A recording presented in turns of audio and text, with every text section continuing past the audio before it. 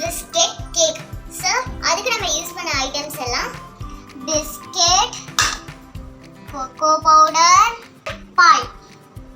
So இப்போ நம்ம இதை வந்து இந்த மாதிரி நறுக்கி போடணும்.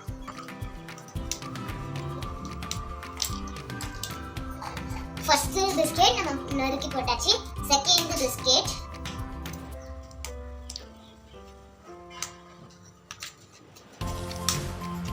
எல்லா பிஸ்கெட்டையும் அப்படியே நறுக்கி போட்டுருங்க. இப்போ நம்ம கொக்கோ பவுடர் ஆட் பண்ணுவோம். 1 டீஸ்பூன் கொக்கோ பவுடர்,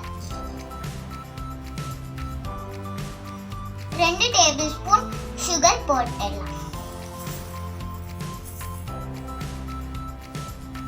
மில்க் பாதி மட்டும் இப்போ ஊற்றிக்கிறேன்.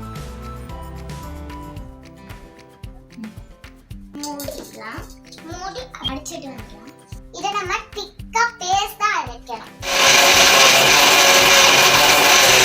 இன்னும் கொஞ்சம் பால் ஊற்றிக்கலாம். மறுபடியும் அரைச்சிக்கலாம். இப்போ இதை மோல்ட்ல மாட்டிடலாம்.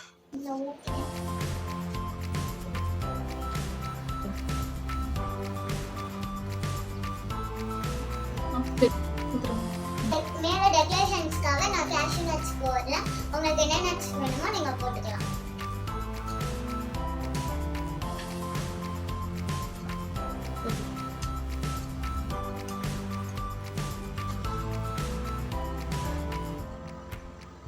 ஃப்ரீசர்ல ஒண்ணா நம்ம வச்சுட்டு 1 hour கழிச்சு நம்ம பார்க்கலாம்.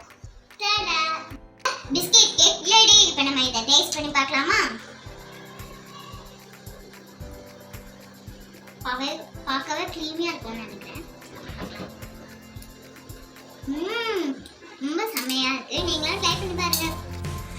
இந்த மாதிரி இன்ட்ரெஸ்டிங்கான ரெசிபி உங்களுக்கும் வேணும்னா மிமிஸ் கிச்சனை லைக் பண்ணுங்க, கமெண்ட் பண்ணுங்க, ஷேர் பண்ணுங்க. மறக்காம இந்த பெல் ஐக்கனையும்